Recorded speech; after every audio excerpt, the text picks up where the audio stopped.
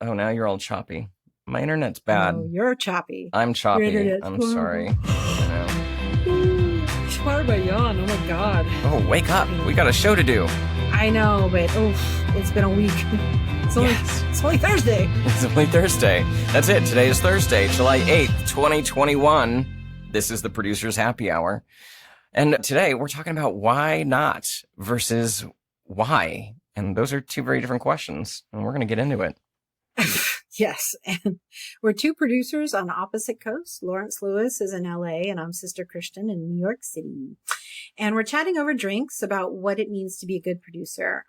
I can't tell you how many times now I've asked somebody for a good, somebody's asked me for recommends for good producers. I'm like, listen, Yeah, it's all perspective these days. it is. Exactly. So, you know what, guys, we want to hear from you. So please join the conversation at producershappyhourgroup.com or email us at producershappyhour@gmail.com. We want to hear your thoughts, your ideas, your questions, your comments, ideas for show topics, whatever you want. Rate and review us on Apple Podcasts because it really helps others like you find our show. We want to be liked. We need them algorithms to be working for us, y'all. Yes, we do. And also, we have other questions for us. Join us for office hours. We love. I promise it'll be worth it. It'll be Like, worth please, it. please come to office hours. We believe in mentorship and sharing information in this business. So if you're new to the industry, or if you're stuck somewhere in your career and need some advice, hit us up. Same email, producershappyhour@gmail.com. Let us know you'd like to have office hours with us. Even though we were not on last week. We took the day off for the holiday. Is that? Yes. Yes, that is what we did. Well, okay, I'm going to jump right into what are you drinking? Well, as I may have expressed before, I've been back and forth just about every weekend since March to Kentucky, which you can't get there from here in New York City. And when I arrived back this time, I had a 4-pack of Sophia little champagne cans with a straw. They have 4-pack of those, so I'm chowing those down right now. Well, that's what lovely. Are you drinking, Lawrence? Again, we're just too busy to make fancy cocktails. I'm telling Holy you. shit. But I'm having a Wolf Pup Session IPA from Golden Road. Oh my God, Brewery. you with the IPAs. I It's know, like you. I know. Stop it. I know in a good way. I mean, I know you love them, and I'm sure the IPA police would be like, "Thanks, sir." Yeah, they'd be very happy. Ooh, what do we have here? Another IPA fan. Perfect. All right, so we had a week off. You've been through a lot. I've been through a lot. What's going on? How are you doing? Well, I'm not sure. What I'm fearing, and go with me on this, but what I'm fearing is things are evening out at a very high stress level for a lot of people. Yeah. And I would hate for this to be our new, and I'm not going to say that other word, but I would hate for this to be the baseline of where we're now at with stress. Yeah. I'm not, this is unsustainable. I can't, I don't see, this being sustainable for too much longer because everybody I know, and I know I've been harping on it this year, but I feel like everybody I know is at this place unless you're like that high stress lover. Yeah. I mean, I don't know any other way around it. I was literally just talking to a crew member on one of my sets and said to them, we were just talking about one day disappearing somewhere and never being heard from again. And, where it was a joke. But then I turned to them and said, because this is unsustainable. Where would you go, though? Should we follow this fantasy down?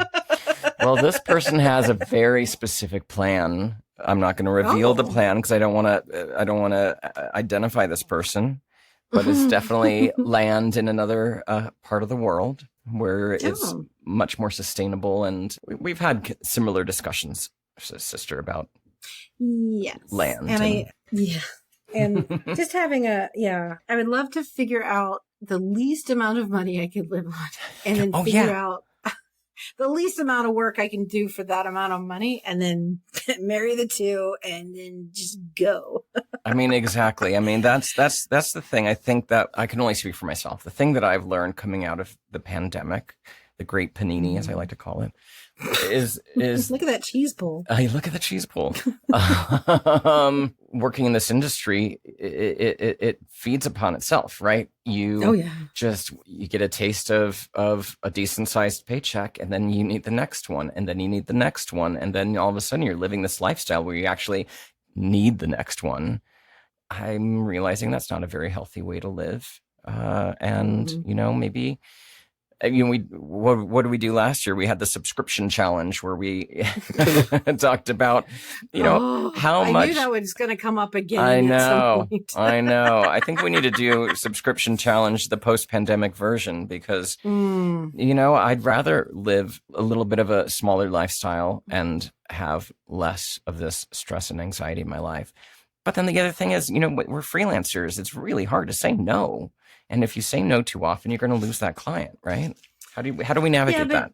I feel like our lifestyle is built on, the shittiest job awards, of course, and the badge of honors that we wear for what we've gone through and how we've been treated. And we thrive off of that because we're people pleasers. And if we've pleased somebody, then we get hired again. Yeah. The lifestyle is appealing to anybody who does freelance work. Yeah. It is like, cause the draw of the sexy part of it that people say, oh, you make your own hours. You don't take a job if you don't want to do it. That's shit we say, but that is not shit we do. No. It just isn't. No. But I do think that as you and I are discussing that this is unsustainable, I do think that we could begin to write what is sustainable if we were organized. We could. I think we could, because there's just so many people right now that are feeling this way, and there's only so many goat farms that can happen, or donut shops, or wine stores, and Dubuque, God. Iowa. I know, it's just like, I know. So, yeah. I'm kind of at a loss of where I am right now in wanting to be the producer that I know that I am. And if you've met me, you know that I am really fucking good at my job and that I don't have any trouble telling you. And I feel like at this, like the level that I'm working at right now is not what I know is my best. Yeah. It is literally it's still good. I mean, it passes and shit gets done and everybody is happy and we still take care of people and all of that, but I'm not happy and I'm not having a good time. And I truly pride myself on having, like, everybody has the same positive experience when they work with me. Mm-hmm. And I just don't know that that's happening because everybody would rather commiserate unhappiness than they would figuring out how to be happy again. Yeah. And that which makes me feel like less of a producer and that I'm not producing the way that I know I can be. So that's where I'm at. And I don't know how to fix it. Yeah. Those are hard problems to fix. I mean, well, exactly. So that's why I emailed 15 therapists today. Apparently they're all busy. I was looking, I think we talked about this before, maybe not on the show, but I think if not, then I'm happy to talk about it now if anybody's interested. Office hours. Well, yeah, office hours. Let's chat, people. Let's chat. Who are your therapists? Because I'm going to tell you. Hell, I posted on CoPros that I wanted to do a support group, and then I've not been able to have 2 seconds to do a support group. I'm literally I feel like I'm drowning in the work that needs to happen and the stress. And it's just that, why? We got a very nice email from a listener. I'm not going to say their name. They didn't necessarily give us permission, but they, after our last episode, not last week, but the week before, because we weren't on last week. Because stuff, life. Well, I have to say, we are our own bosses. We are our own bosses. We set our own schedules. No, we don't. This person was thanking us for being so honest and open about our own anxiety and our own stress and the way it seems to be affecting us now, post the Great Panini. And it was just, they just said, I'm so glad I'm not alone. I was so worried it was just me. And that is something that I've been going through. It's like, what changed in me that makes me not be so even keeled through this, challenging job? Like I used to go through these jobs like they were water, and now it's a very different experience. So I happen to be working at an office now that is full of women, and I began to start to do things like hold, group meetings and just understand what people are going through and what they're feeling and such. And then I'm being very open and honest with where I'm at. You and I talked about it. And it sometimes like this wave of anxiety comes at you and there's nothing going on or nothing wrong. Yeah. Oh, right? yeah. I called And you you're one just like, time and I was like, yeah. you're like, what's wrong with the job? I'm like, there's nothing wrong with the job. I don't know. Right. And so that's perfect. That's something that, if you have somebody to call and 5 minutes later, it's gone. In fact, you feel almost like 2.5 minutes in being talked to. It's like, okay, why did I almost feel guilty for bothering the person, which is dumb. Right. But clearly I could not mount in it myself and make it go away. And so it does tie back into our listeners' email. But basically, I've separately heard from each of these women that they've never seen a woman in leadership before be so open about their mental health. And that made me feel really good because it actually has made things around the office just so much more palatable because everybody understands that everybody's going through something similar. Yeah. And, that thing that we used to say last year that became, like we're all in this together, which we know we weren't because some of us were doing better than others. But in the end, when it comes to mental health, yes, if you can relate to somebody's like, that is exactly how I feel, then you begin to understand that it's not just you and you can talk about it. Yeah, exactly. And so hearing the encouragement from our listener and she wrote in, it was really nice to hear because yeah, sis. Yeah. This sucks right now. And I don't know how to make it unsuck. Like you can't unsuck that. Yeah. Even speaking to the crew member that I was, they're not a producer, but they, Who was it again? I'm not gonna say. I didn't get a release form on them. No. Just like to be able to look at each other in the eyes and be like, this is unsustainable. Like, this is really challenging. Like things have gotten really, really challenging with the budgets, the schedules, the turnaround. It's a lot. So, I really hope you find time, Christian, to get that support group up and running. I know. Whether we, to be honest, it's not about solving anything because it's really not. It's only about understanding that giving what you're feeling validation, which means that you can begin to figure out how to manage it. Exactly. Because if you keep ignoring it, like I've been doing, if you keep ignoring it, then you're just something's going to happen. Dealing with it is better than not dealing with it. And part of dealing with it is just talking about it. And part of that is just knowing you're not alone. Absolutely. just having you to chat with, at the very least once a week is a big help to me. Oh yeah, I know. I texted you today and you're like, do you want to talk? I'm like, no, I can't. I can't. There should have been an email. But a dumb meeting in person. That should have been a fucking email. Should have been an email. Well, that's the topic of the show, right? What? How about that? All right, Sophia, give me strength. Yeah. So why versus why not? Or why not versus why? So, okay, I came up with this concept because I was on this job and I just been through, a string of work. And going back to our mental health conversation, I'm trying to be my own boss and I'm trying to give myself August off for my birthday. I'm already being challenged. I've given some second holds, but I'm really trying to take all of August off because I need it. I have something if you're interested. Oh, stop it. Stop it. I'm available. What do you got? No. I'll certainly have a pool you can swim in. So, anyway. I like that. Okay. So why versus why not? So as producers, we are often meant to combat a lot of no's. We ask a lot of questions. We get a lot of no's, right? Yes. And part of our job is to really kind of figure that out and try and find a way to make it happen. So that for me falls under like, why not? Why not? Why can't we do this?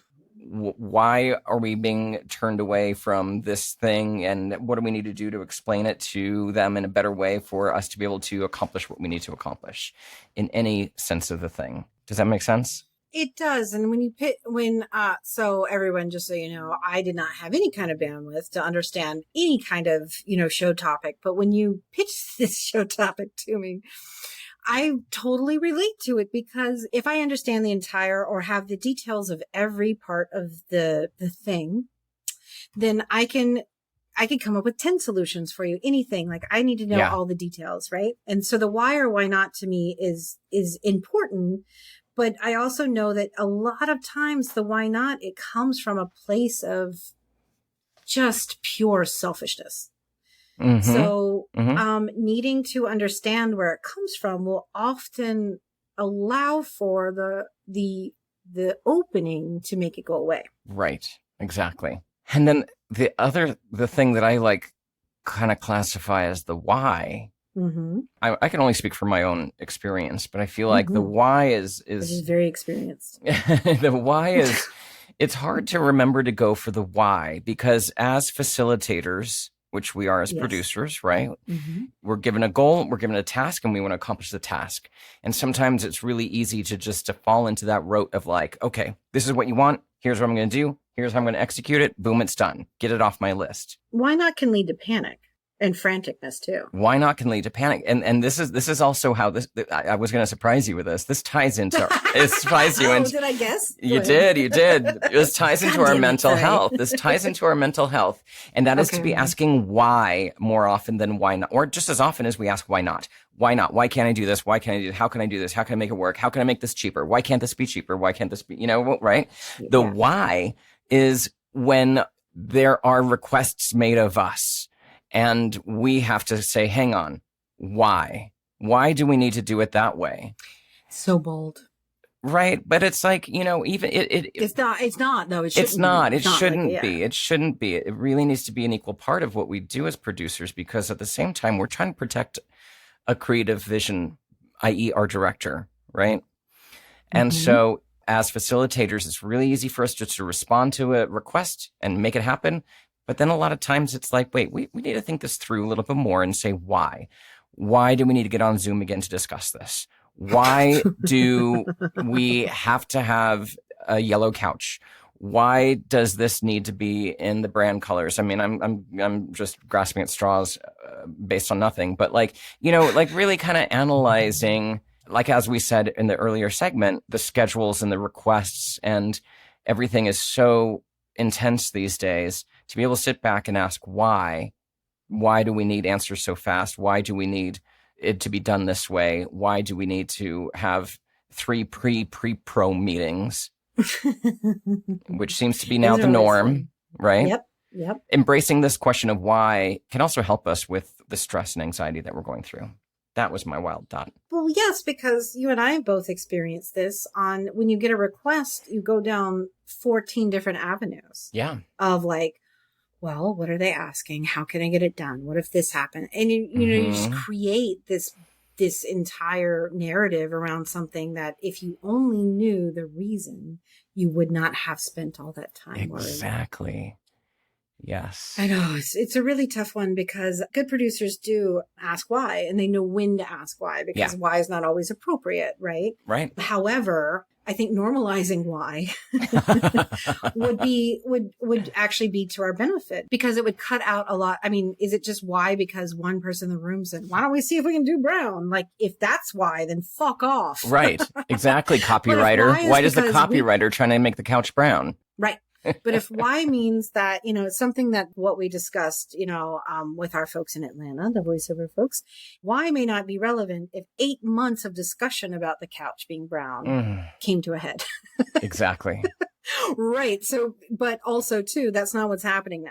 That just isn't. I think it's a lot of it's agencies coming out of this. There's been a lot more brand and client direct stuff than I've ever seen in my career.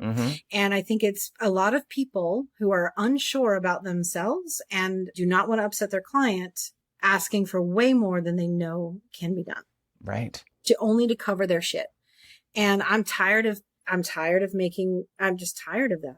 I don't know. Like, I'm certainly a team player, but I'm just like, it's hard to keep that sister Christian, experience, the sister Christian experience around when you're dealing with everyone else's insecurity. Yeah. And that's a big thing I think we see all the time is coming from All the time. brands and agencies and even production companies, right? Like, Yeah. there's a lot of insecurity out there, few. and a lot of people that I'm not going to dish. no, But I know a few that I can say. we're not ready to right get canceled yet. But go. Who's canceling us? But like, yeah, The podcast police are coming. exercising your why, I think, Right. is, and also for our own selves. Why do I need to For take our this own next job? And it certainly doesn't. Why do Oh. I need to double book myself? Do Interesting. I need the money that much? No. Why do I It's not need? like we're going out. No, I mean, We're not doing the things we used to do. We're not, We're all just meeting trying to people for save stuff. for our goat farm in wherever, New Mexico. So yeah, I think we have to embrace the why, normalize why. Maybe that's the new title of the That's episode. interesting. Normalize why. That's interesting. That why am I here? Why am I doing this? And what do I need from it? And is what I need from it worth Mm-hmm. why? The why. The why. We're so reactionary. Us Oh, as God. producers specifically, but I think a lot of And people our lifestyle are. is so quick. Our lifestyle is so quick. We need so many answers. It's so quick to just react and bug somebody to make this answer happen and appear so you can deliver it and be the good little producer. But maybe just to stop and ask why. Why does this need to Ugh. happen Could you now, imagine this week, or if we whatever? collectively, I know exactly. Could you imagine if we collectively got together as a whole group and was like, why? Well, first we should get together as a group and collectively demand $1,300 a Oh. day. Oh my God. And- Don't even get me started on this shit because the double dipping and the triple dipping that's going on, again, not sustainable, Mm-mm. but also too has created the ability to mass produce in a way that is, if we do it, it just, remember that thing that the production company once said to you? And it was like, well, if we do a job for $100,000, that's all they're ever going to want from us. Uh-huh. They will never look at us for bigger jobs. Uh-huh. And the agency's like, no, don't worry about it. We'll come back for bigger things. And it never happened. You're right. Same shit now. Do you really think that they're going to come back for just one job in the future? No. Like, if we do it, that's the expectation. Yeah, exactly. You give away We the can farm expect once. better. Yeah, we can. We can. Yeah. Whether we get it or not is a whole different story. But Yeah. we can expect it, and we can understand that why is important. Why is important? Oh God, is that it? Well, I think so. I mean, did we not cover it? We broke it down, I think we sister. broke it down and we slapped it up and We got slapped it it all around it. Why? Exactly. Why versus why not? I know this is a really esoteric topic, but it hit me the other day, and I think that's an interesting perspective shift on what we do. We're facilitators. We're trying to get answers. We're trying to get things done, but I think we can save ourselves a little bit of the stress and anxiety by asking a few more questions along the way. May I just say that even earlier in this particular episode, when you were like firing off things in a rapid voice, I was like, oh my God, I'm getting anxiety from that. This is something that we should analyze, the whys. We should analyze this. Yeah, because, and is it worth in our own personal worth? Yeah, 100%. And I'm going to tell you about one thing I missed mentioning in talking about anxiety. It was, you talked about looking for a therapist. When I was going through my really serious anxiety last November, I started looking for a therapist, and looking for the therapist gave me anxiety. I just got a response from somebody's like assistant going, she has a very long wait list. I'm like, Oh, God. you just fucking tell me what very long means. Like, I don't know. Right. Like, again, like everything right now is such perspective that it's like, okay, does very long mean till January or very long mean like 3 weeks? Like, what is it? Yeah. I know. It was too much. It was so much that I had to stop looking because Yeah. dealing with the insurance and people's wait lists and their questionnaires, it was just too much. And yeah. I'm okay without even insurance. I'm okay Yeah. to pay somebody something to just get over this hump. I just like can't find anybody who's willing to, I don't know. What are you going to do? Ugh. It's okay. I'm going to look in, Georgia or Kentucky. Yeah. Get somebody. Great. Don't worry. I'm going to go outside the big metropolitans. Well, Lawrence, Producers Happy Hour was created with the help of Christopher Daniels, who is a treatment designer, and he created our logo and branding. And Kyle Puccia is a music composer for commercials, film, and TV. He created our show music. This episode was edited by Eric Beals. Thanks everybody for listening. We're hopefully back next week if we're not too busy. I know, and please, like, stay away from Delta. Yeah. Keep safe out there. Keep safe. Send us your voice recordings or your emails to producershappyhour@gmail.com. So, Lawrence, if anybody out there just has to get you, Yes. how should they? 2 ways, voiceoflawrence.com for voiceover work or Lawrence T. Lewis for producing. How about you? SisterChristianProduces.com. Bye, y'all.